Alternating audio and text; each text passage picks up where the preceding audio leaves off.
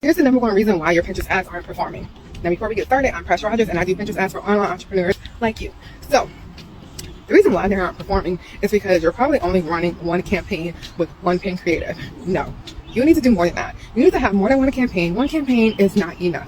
If you just have a conversion campaign, that is not enough. You don't really have like this full funnel ad campaign strategy going on. You want to have multiple campaigns that have a goal of doing different things. And that might be to get more people just aware of who you are, to get more people to go to your website, to get more people to actually do the conversions. But you kind of like have to build onto those strategies. If you kind of just start out with a conversion strategy with an objective of getting checkouts, and you're like, I've spent X amount of money on Pinterest and none of this is happening, there's a B. It's probably because you have jumped all the way to trying to get conversions instead of kind of starting more with a more like not slower but a more simple campaign where you're just trying to get more people aware of who you are, trying to get more people to your website. You can't just jump straight into conversions because more than likely Pinterest doesn't even have enough data to help you get those conversions, and you're probably not even putting enough money behind them to get those conversions. So if you have any questions, leave them below, and remember to follow me for more Pinterest marketing tips.